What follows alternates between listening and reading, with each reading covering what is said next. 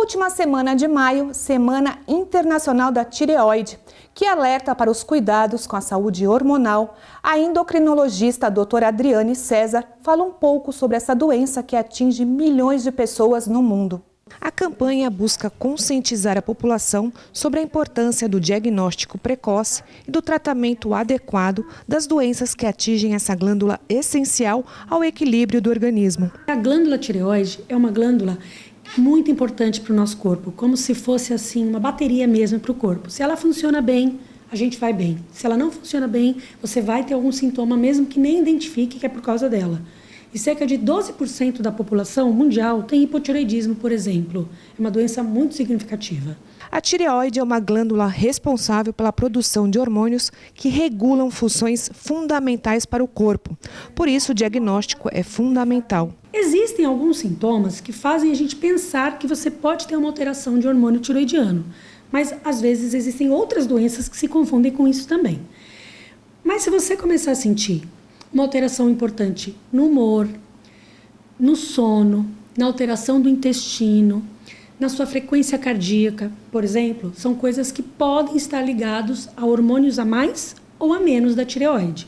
As alterações em seu funcionamento podem causar o hipo ou o hipertireoidismo. No hipotireoidismo, a gente tem hormônios a menos, a gente produz menos hormônios da tireoide. Então, é como se você estivesse funcionando com menos velocidade, ou, por exemplo, o carro com o freio de mão puxado. Você vai tudo mais devagar. O raciocínio está pior, o intestino fica pior, a unha quebra, o cabelo fica ruim, o intestino prende, o coração pode não funcionar tão adequado, você vai fazer um exercício, você já sente um cansaço a mais. Já o hipertireoidismo, os cuidados devem ser maiores. A gente começa, acompanha o paciente com exames, com hemograma, com função hepática. Se ele evoluir bem, a gente pode seguir com esse medicamento de 12 a 18 meses. Passou disso, a gente reavalia. Se ele precisar seguir com o tratamento, aí a gente faz um tratamento que a gente chama de definitivo. Não vai mais seguir com o remédio, porque o próprio remédio pode trazer problemas a longo prazo. E o hipertireoidismo, ele traz um risco muito mais agudo do que o hipo. O hipertireoidismo pode trazer uma arritmia cardíaca que te leve à morte. Então, a gente não pode estender isso por muito tempo.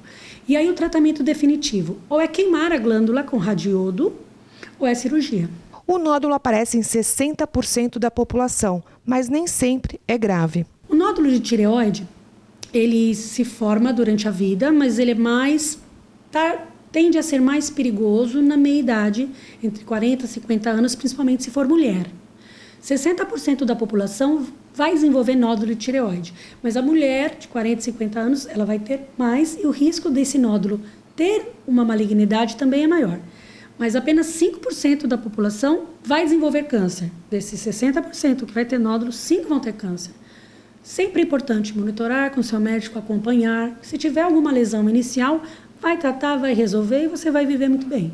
Porém, os fatores de riscos para os nódulos se tornarem malignos têm mais a ver com cuidados de saúde e alimentação. Os fatores de risco para o nódulo se tornar maligno têm a ver com história familiar, história prévia de radiação e, cada vez mais, a gente tem uma associação com ingesta exagerada de doce e com a própria obesidade.